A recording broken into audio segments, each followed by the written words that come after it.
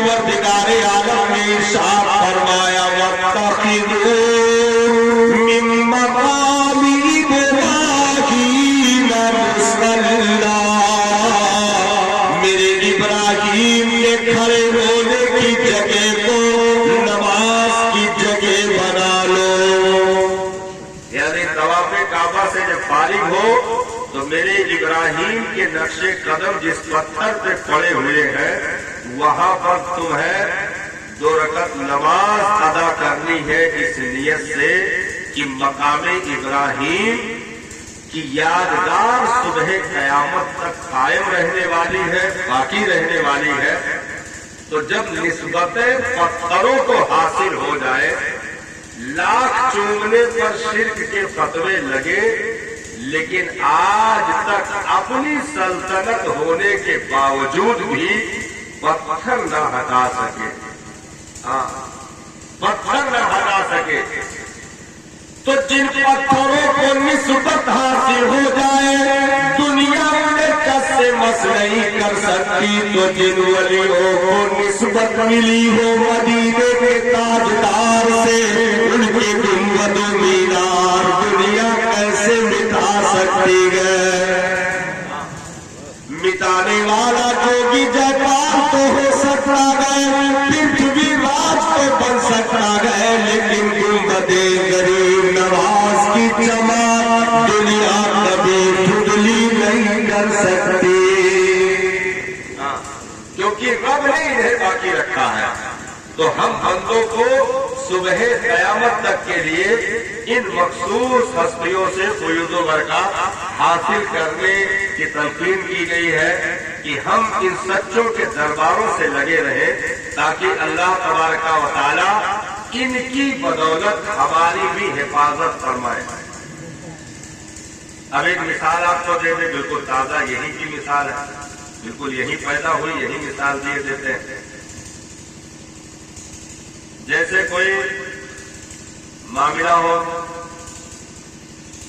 कि गांव में धरपकड़ जारी हो जाए, आपके गांव में नहीं दूसरे गांव में धरपकड़ जारी हो जाए, एक तरफ से घसीट घसीट के बांधा जा रहा हो, पकड़ा जा रहा हो, तो अब ये बताओ सब लोग भाग के जाएंगे कहां?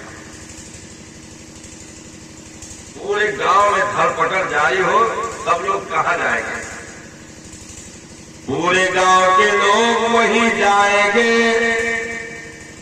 गांव में जो आदमी उन लोगों से ज्यादा करीब होगा, यानी हुकूमती सतह पर या तो ओहदेदार होगा या हुकूमत वालों से गहरा राब्ता होगा, सब जाकर उसी दरवाजे पर छुपेंगे कि आप करीब हैं, हमें बचा लीजिए।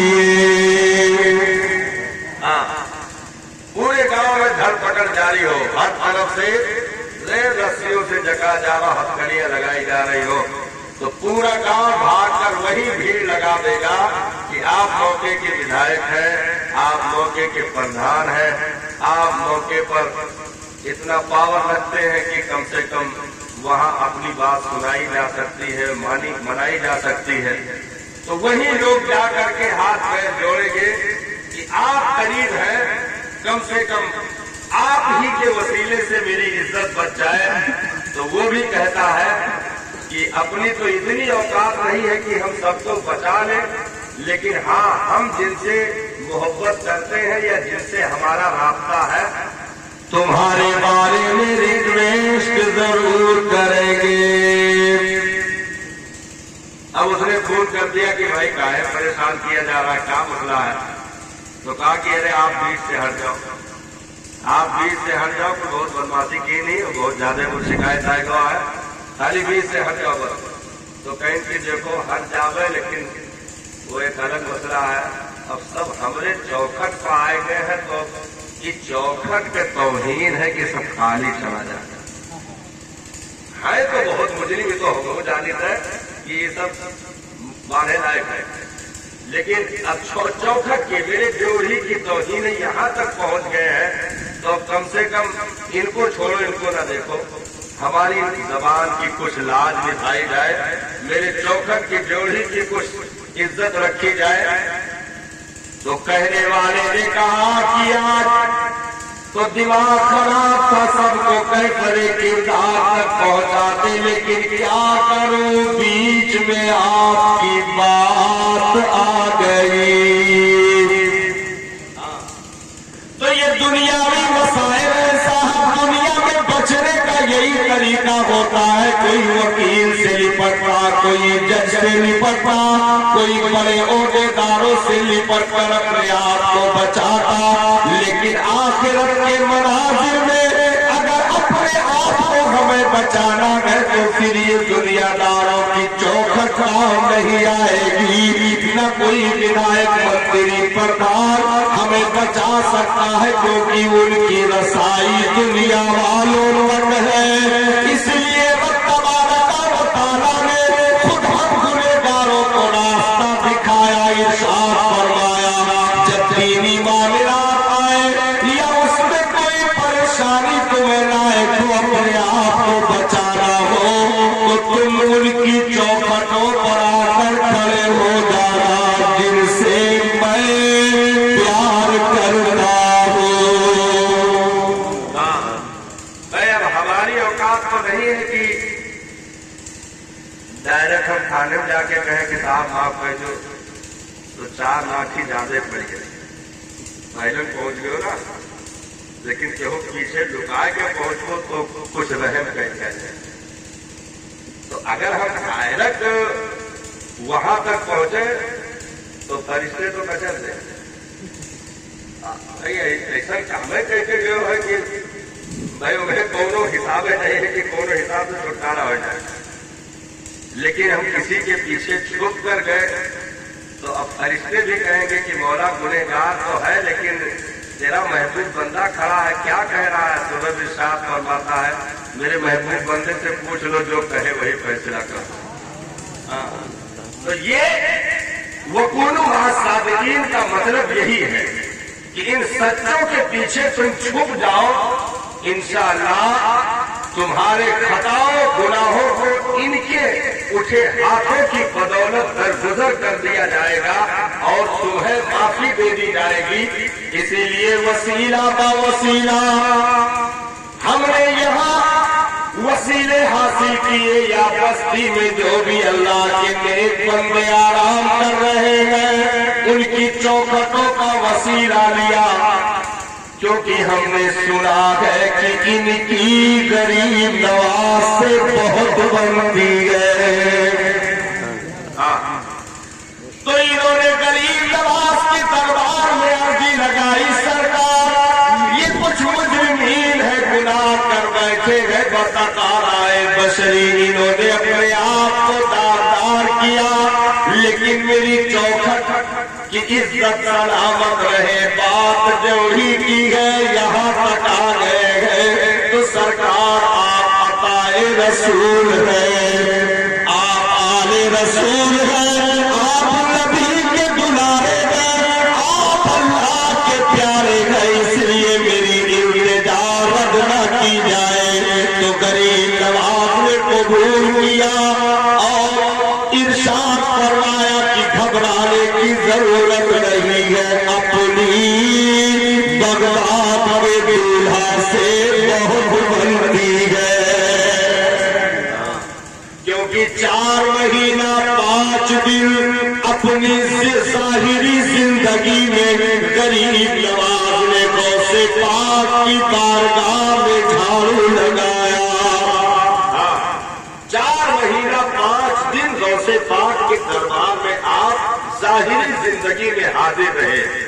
तो अब जाहिर सी बात है ये भी हसनी हुसैनी सैयद, वो भी हसनी हुसैनी सैयद, दोनों की निस्बत इमाम हसनी मुश्तबा से इमाम हुसैन आजम तक पहुंचती है।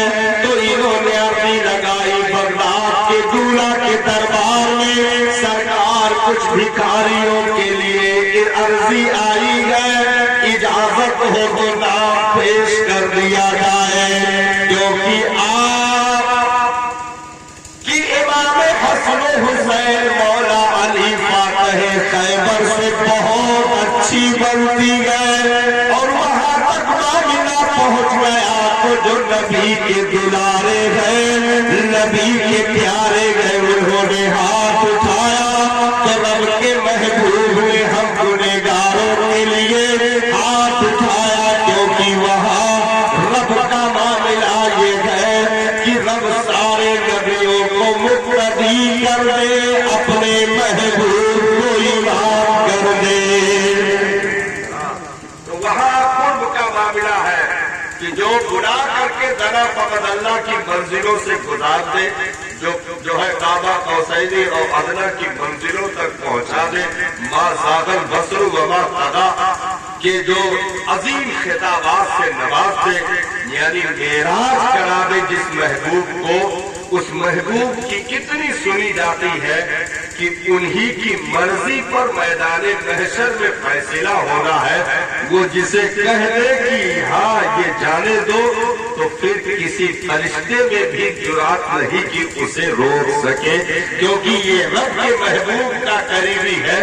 तो वसीला व वसीला हमें और आपको महबूब के दरबार तक पहुंचाया गया, और महबूब की दुआओं से रब की बारगाह में हमारी रसाई हुई, और परवरदिगार आलम ने हमारी खताओं को माफ करके जन्नत अता फरमा दिया। तो ये इन नेक बंदों से करीब होने का फायदा यही है कि वस्ले मौला चाहते हो तो वसीला ढूंढ लो, अरे बेवसीला मुनकिरो हरगिज़ खुदा मिलता नहीं, बेवसीला मुनकिरो हरगिज़ खुदा मिलता नहीं। तो हम और आप एक जिम्मेदार कौम की हैसियत से अल्हम्दुलिल्लाह इस जमीन पर हैं, और जितनी कीमती चीजें हैं अल्लाह ताला ने हमारे ही दामन में रखे हैं। हाँ, दुनिया में कोई किसी भी चीज में रेस लगा ले, वो दुनियावी जमीनों में, पैसों में, रकबों में तो रेस जीत सकता है, लेकिन महबूबों की बारगाहों तक पहुंचने में दुनिया की कोई कौम हमसे रेस नहीं जीत सकती है, क्योंकि अल्लाह ताला ने हमें इस दुनिया में दौलत कम, हिदायत ज्यादा अता फरमाई है। तो अब जाहिर सी बात है कि हम जिन नेक बंदों की निगाहों के मंजूरे नजर है, हमारे ऊपर जो ज़ाते एतमाद कर रही है, तो हमें भी तो ऐसे बन के रहना है कि कम से कम हम ही ना रट लगाते जाए कि ये हमारे हैं, ये हमारे हैं, ये हमारे हैं, बल्कि इतना हम अपने आप को बना लें कि उधर से एक ही मर्तबा सदा आ जाए कि ये हमारा है। हाँ, अगर ये सदा आ गई कि ये फिर हमारा है, तो ये समझ लो कि फिर जिंदगी की मेराज हो गई, क्योंकि सबका, पूरी दुनिया का ये नारा लगाना कि नबी हमारे हैं, हमारे हैं, हमारे हैं, ये अपने अंदर कीमत नहीं रखता है। कीमत तो जब बनेगी कि जब नबी खुद कह दे कि ये हमारा है। हाँ, कब्र में जब आएंगे फरिश्ते कह देंगे सरकार मेरे, कह देंगे सरकार मेरे, सोने दो आराम से इसको, ये तो मेरा दीवाना है, ये तो मेरा दीवाना है। किस्मत ने कर साथ दिया तो शहर मदीना जाना है, शहर मदीना जाना है। तो हमारी और आपकी जिम्मेदारी क्या बनेगी اب تقریر بس شروع ہونے کے قریب ہے. ہاں یہ تو آپ کو ہم نے اب تک قریب کیا، کچھ باؤنڈری دی ہے، اب پھر یہاں سے کچھ رن اور بٹورنا ہے. تو اب یہاں سے ایک گفتگو شروع ہونے کے قریب ہے، کیونکہ ہم نے موضوع دوسرا بنا رکھا ہے اور آیت جو پڑھی ہے اس کے تحت بھی گفتگو ہونی ہے. تو اب ہماری اولاد کی ذمہ داری کیا بنے گی؟ بھائی ہم زندگی بھر یہی دعویٰ کرتے رہ جائیں گے کہ صادر پاک ہمارے ہیں، غوث پاک ہمارے ہیں، غریب نواز ہمارے ہیں. کم سے کم اتنا تو ہو کہ ادھر سے بھی صدا آئے کہ یہ ہمارا. ایک طرف سے محبت نہیں ہوتی ہے. محبت جب دونوں طرف سے طلب پیدا ہوتی ہے تو پھر اس محبت اور عشق کے ذائقے کا انداز الگ ہوتا ہے. تو ہمیں اور آپ کو اللہ تعالیٰ نے مرکز پہ رکھا ہوا ہے، یعنی جہاں سے دنیا کا نظام چلتا ہے اس مرکز پہ اگر کوئی قوم بیٹھی ہے تو اسے قوم مسلم کہا جاتا ہے. جہاں سے دنیا کا نظام چلتا ہے، اور یہ کہہ لیجیے کہ جہاں سے دنیا کا نظام باقی ہے اس کی بنیادی وجہ قوم مسلم ہے. جس دن یہ قوم اٹھائی جائے گی اس دن یہ زمین کے فرش لپیٹے جائیں گے، آسمان کا شامیانہ کھول دیا جائے گا، پہاڑ روئی کے گالوں کے مانند اڑ جائیں گے. کیونکہ جب تک ہم ہیں، جب تک سب کچھ ہے، ہم نہ رہے تو کچھ بھی نہ رہے گا. ہاں ہم نہ رہے تو کچھ بھی نہ رہے گا، کیونکہ اللہ تعالیٰ نے ہمیں مرکز پہ بھی رکھا ہے اور مرکزیت بھی عطا فرمائی ہے. اور سر فہرست اس دنیا میں اہل کلمہ کو اللہ تعالیٰ نے رکھا ہوا ہے. باقی دنیا میں جتنے ہیں وہ ہمارے وسیلے سے روزی کھا رہے ہیں. آج تک آپ نے کسی جانور کو کھیتی کرتے دیکھا ہے؟ اپنے لیے کماتے دیکھا نہیں دیکھا. لیکن کسی کا پیٹ خالی نہیں رہتا، سب کا بھرا رہتا ہے. انسان تو بھوکا مر سکتا ہے لیکن جانور بھوکا نہیں مرتا. اس کے لیے اللہ تعالیٰ نے وافر روزیاں رکھی ہوئی، تو وہ کس کی بنیاد پر روزیاں پاتا ہے؟ وہ ظاہر سی بات ہے ہم انسان ہیں، ہم مومن ہیں اس زمین پر، تو اللہ تعالیٰ ہماری وجہ سے انہیں بھی رکھے ہوئے ہیں. ہم نہیں رہیں گے تو یہ چرند و پرند بھی اس دنیا میں نہیں رہیں گے. تو اللہ تعالیٰ نے اہل ایمان کو اس دنیا میں مرکز بنایا اور مرکزیت کا پاور انہی کے ہاتھوں میں عطا فرمایا. اور سرکار دو عالم صلی اللہ تعالی علیہ وسلم نے اس دنیا میں کوہ صفا کی چوٹی کو منبر بنانے کے بعد جو اعلان فرمایا ہدایت کے تعلق سے، دین کے تعلق سے، ایمان کے تعلق سے، اس کا واحد مقصد یہی تھا کہ آ جاؤ، جو جھنڈے کے نیچے آ جائے گا وہی نواز دیا جائے گا، جو باہر ہوگا ابو جہل کر دیا جائے گا، ابو لہب کر دیا جائے گا. اگر جھنڈے کے نیچے آ جاؤ گے تو فارس کے ہو تو سلمان کر دیے جاؤ گے، بزر غفاری کر دیے جاؤ گے، حبشہ کے ہو تو بلال حبشی کر دیے جاؤ گے.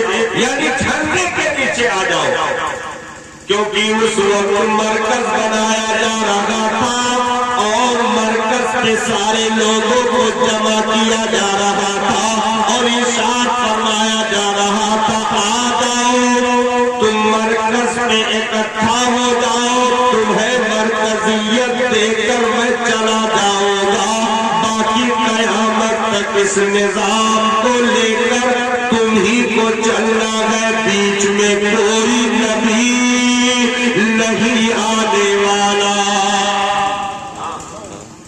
اب نبوت کا سلسلہ بند ہے، ہمارے نبی کے بعد سے نبوت کا سلسلہ بند ہے. اب کوئی نبی نہیں آئے گا تبلیغ کے لیے. تو ہمیں اور آپ کو اللہ کے پیارے محبوب نے اس دور میں اکٹھا کیا.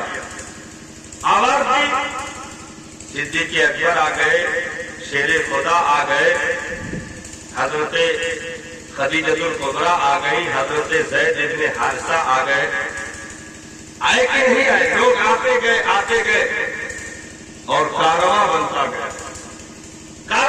گیا۔ سرکار نے ارشاد فرمایا کہ مختصر سا وقت ہے، جو کچھ سیکھنا ہے سیکھ لو، جو کچھ دیکھنا ہے دیکھ لو، جو کچھ نوٹ کرنا ہے نوٹ کر لو۔ اور ارشاد فرمایا صلو کما رأیتمونی، جیسے میں عبادت کر رہا ہوں مجھے دیکھ کر تم عبادت کا بھی ڈھنگ سیکھ لو۔ اچھا، سرکار نے کتنا حج فرمایا؟ سرکار نے کیا حج کیا؟ ایک حج کیا۔ سرکار نے پوری لائف میں کیونکہ زندگی کے آخر وقت میں حج کا فریضہ آیا تو سرکار نے پہلا اور آخری ایک ہی حج فرمایا۔ تو اس حج میں جانے کے لیے اعلان جو ہوا تھا اس کا ایک پوائنٹ ہم آپ کے سامنے رکھیں۔ سرکار نے صحابہ سے ارشاد فرمایا، صحابہ جا کر گلی کوچوں میں اعلان کر دو، بلال کو حکم ہوا جا کر لوگوں کو باخبر کر دو۔ سرکار کیا کہنا ہے؟ ارشاد فرمایا جا کر کہہ دو کہ نبی حج پر جا رہے ہیں، جنہیں ساتھ چلنا ہے ساتھ چلے، اور ارکان ادا کرتے ہوئے دیکھے اسے یاد کر لے، اسے تحریر میں کر لے، مقامات کو یاد کر لے کہ مینا میں نبی نے کیسے گزارا، مزدلفہ میں نبی کیسے رہے، عرفات میں نبی نے کیسے قیام کیا، صفا مروہ پہ کیسے سعی فرمائی، طواف کعبہ کیسے کیا، تو ساری چیزوں کو یاد کر لے، اسے نوٹ کر لے۔ ہو سکتا ہے اگلے سال میری ملاقات نہ ہو۔ یہ جا کر اعلان کر دو، گلی کوچوں میں سب کو بتا دو کہ جو کچھ یاد کرنا ہو یاد کر لو، نوٹ کرنا ہو نوٹ کر لو۔ ہو سکتا ہے اگلے سال میری ملاقات ہو۔ یعنی نبی اپنے جدائی کی خبر دے رہے تھے، نبی اپنے وصال کی خبر دے رہے تھے، کیونکہ اب میں دنیا میں زیادہ دیر رہ نہیں سکتا، میرا وقت کمپلیٹ ہو رہا ہے، میں جانے والا ہوں۔ تو جتنا نوٹ کرنا ہے نوٹ کر لو، جو کچھ یاد کرنا ہے یاد کر لو، اور جو نہیں ہے ان تک پہنچا دو۔ تو یہ سلسلہ چلتا رہا، صحابہ نے نوٹ کیا، تابعین نے نوٹ کیا، تبع تابعین نے نوٹ کیا، ائمہ مجتہدین نے نوٹ کیا، اولیاء کاملین نے نوٹ کیا، اور آج جو ہمارے پاس حج کا طریقہ موجود ہے وہ صحابہ کی عطا ہے، جن کی بدولت آج ہمیں حج بیت اللہ کرنے کا شرف حاصل ہو رہا ہے۔ تو اب نبی نے کیا فرمایا کہ بھائی سب لوگ اکٹھا ہو جاؤ، آؤ میں تمہیں مرکزیت دے دوں، یہ صداقت ہے، یہ عدالت ہے، یہ سخاوت ہے، یہ شجاعت ہے، آ جاؤ سب لوگ ایک جھنڈے تلے آ جاؤ، ایک جھنڈے تلے آ جاؤ جس کو پرچم اسلام کہا جاتا ہے۔ ایک جھنڈے کے رومی ہو، غزالی ہو، ایرانی ہو، ترکی ہو، جاپانی ہو، فارسی ہو، عربی ہو، ہندی ہو، گجراتی ہو، کسی بھی قوم کا ہو، آئے اور ایک جھنڈے کے نیچے کھڑے ہو کر کے یہ اعلان کر دے کہ میں ترکی، ہندی، جاپانی بعد میں ہوں، پہلے مسلمان ہوں۔ تو نبی نے بھائی پوری زندگی جو ظاہری زندگی سرکار کی گزری اس میں نبی کی پوری کوشش کیا رہی کہ بندے تیار ہو جائیں، لوگ اکٹھا جمع ہو جائیں، اور پھر مدینہ المنورہ جب ہجرت کر کے سرکار پہنچے تو دیکھیے فرائض جتنے بھی لاگو ہوئے ہیں سب مدینہ المنورہ میں، دین میں جتنے قانون لاگو ہوئے وہ سب مدینہ کی زمین پر ہے۔ مکہ کی زمین تو دکھوں کی زمین ہے، مصیبتوں کی زمین ہے، کسی کو پیر میں رسی ڈال کر گھسیٹا جا رہا، کسی کے پشت پر کوڑے برسائے جا رہے، کسی کو آگ کے انگاروں پر لٹایا جا رہا۔ لیکن جب مدینہ المنورہ میں آئے تو پھر زندگی کی کچھ بہاریں ملی اور وہاں پر پھر روزے کی فرضیت مدینہ میں، نماز کی فرضیت مدینہ میں، زکات کی فرضیت مدینہ میں، حج کی فرضیت مدینہ میں، یعنی سارے فرائض مدینہ المنورہ میں اتر رہے، سب کچھ لاگو کیا گیا۔ تو اب نبی نے پہلے جینے کا ہنر دیا، 40 سال زندگی سرکار نے خاموش گزاری، اس میں اخلاق کو سنوارا، کردار کو سنوارا، کیریکٹر کو سنوارا، ان آنکھوں کو سنوارا، ان کانوں کو سنوارا، زبان کو سنوارا کہ تم انسان ہو، تمہیں کیا بولنا چاہیے اس کا بھی تمہیں علم ہونا ضروری ہے، تمہیں کیا نہیں سننا چاہیے، کیا سننا چاہیے اس کا بھی علم ہونا ضروری ہے، تمہیں کیا دیکھنا چاہیے، کیا نہیں دیکھنا چاہیے اس کا بھی علم ہونا ضروری ہے، تمہارے بدن میں طاقت ہے، اسے کہاں پر استعمال کرو اس کا بھی علم ہونا ضروری ہے، تم اسے مظلوم بچوں پر استعمال نہ کرنا، نہیں تو انسان نہیں جانور کہے جاؤ گے، تمہارے پاس بدنی طاقت بھی ہے، مالی طاقت بھی ہے، سوچ کی طاقت بھی ہے، تم اسے کسی بیوہ یتیم پر نہ آزمانا، نہیں تو تم جانور کہے جاؤ گے، تم ان طاقتوں کو کسی غریب پر نہ آزمانا، نہیں تو تم جانور کہے جاؤ گے، تم ان طاقتوں کو کسی مصیبت زدہ پر نہ آزمانا، کسی بے بس اور بے بس مجبور پر نہ آزمانا، نہیں تو تم جانور کہے جاؤ گے۔ آؤ میں بتا دوں ان طاقتوں کو کہاں یوز کرنا ہے اور کہاں بچا کر کے رکھنا ہے۔ کوئی یتیم آئے تو جھک جانا، طاقتوں کا مظاہرہ نہ کرنا، لیکن کوئی ظالم آئے تو کلائی مروڑ کر اس کے حوالے کر دینا، پھر وہاں خاموش نہیں رہنا، کیونکہ ظلم کو روکنے کے لیے ان طاقتوں کا استعمال ہوگا، اتیاچار کو روکنے کے لیے ان طاقتوں کا استعمال ہوگا، بیوہ کو بچانے کے لیے ان طاقتوں کا استعمال ہوگا، غریب مفلوج المال کو سیکورٹی دینے کے لیے ان طاقتوں کا استعمال ہوگا، یعنی جو آدر قائم کر دے وہی مرد ہے، جو ظلم کرے وہ جانور ہے، وہ انسان نہیں ہو سکتا ہے۔ تو نبی نے آنکھ کا استعمال بتایا کہ تمہیں کیسے کرنا ہے، زبان کا استعمال بتایا، ان کانوں کا استعمال بتایا، ان طاقتوں کا استعمال بتایا کہ تمہیں کہاں کرنی ہے۔ اب آج دنیا